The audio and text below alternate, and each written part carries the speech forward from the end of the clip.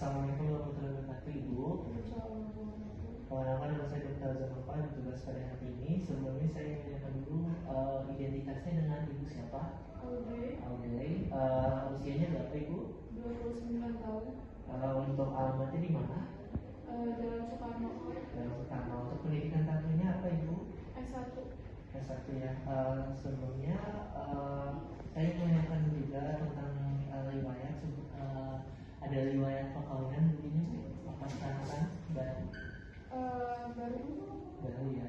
Lalu kemudian ada untuk jumlah anaknya sekarang berapa, Ibu? Udah punya anak? Belum. Apakah sebelumnya pernah keguguran? Iya. Pernah keguguran berapa kali, Bu? Sekali.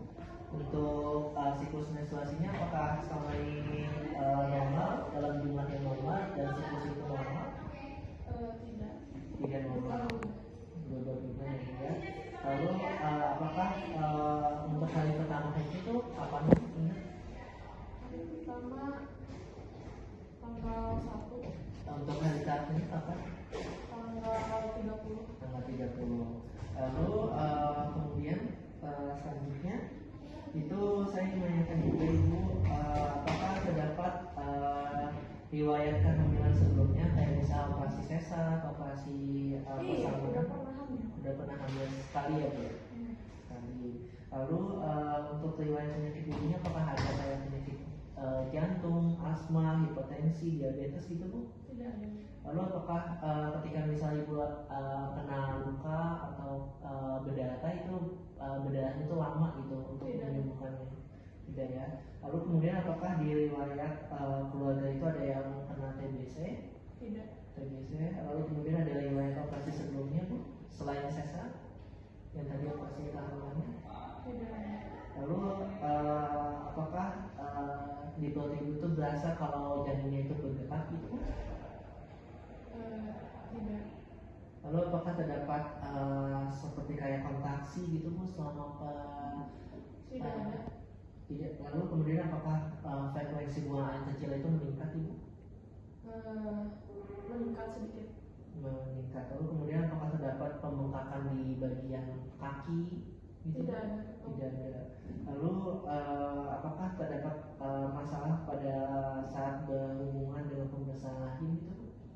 Tidak ada. Lalu apakah terdapat kayak misalnya terdapat pendarahan atau pernah ketubannya pecah gitu, Bu? Tidak ada. Tidak. Baik, Ibu, untuk selanjutnya kita akan melakukan pemeriksaan fisik untuk mendiagnosis lebih lanjut ya, Bu. Apakah Ibu bersedia? Bersedia. Baik, Ibu, atau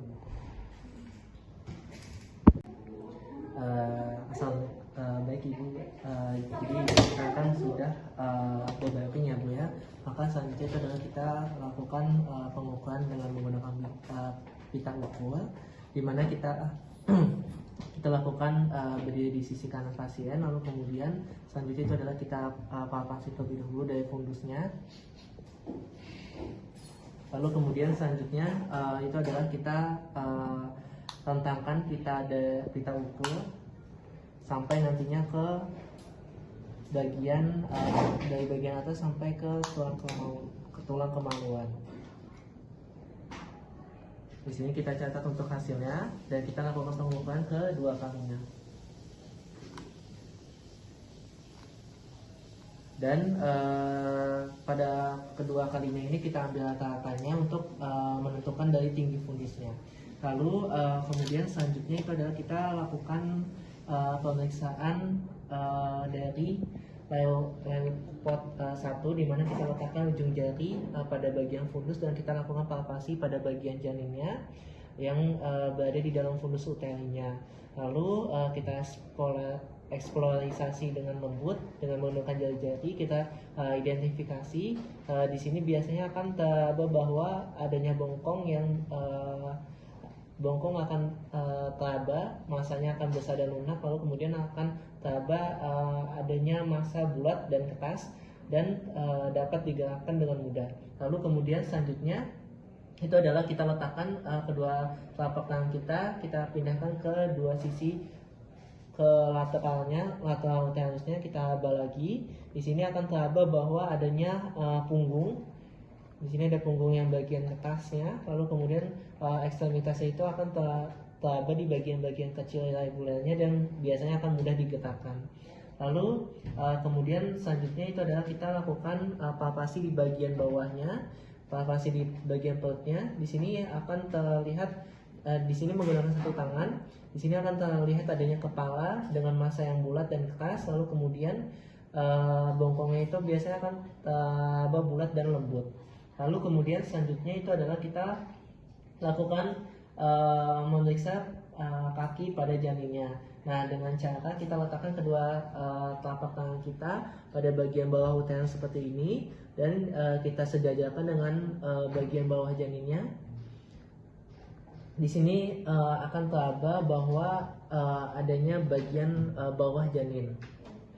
Lalu kemudian selanjutnya itu adalah kita lakukan auskultasi menggunakan stetoskop monaular, di mana kita dekatkan telinga pada bagian pon dari stetoskopnya dan kita dengarkan denyut nadinya, denyut jantung pas janinnya.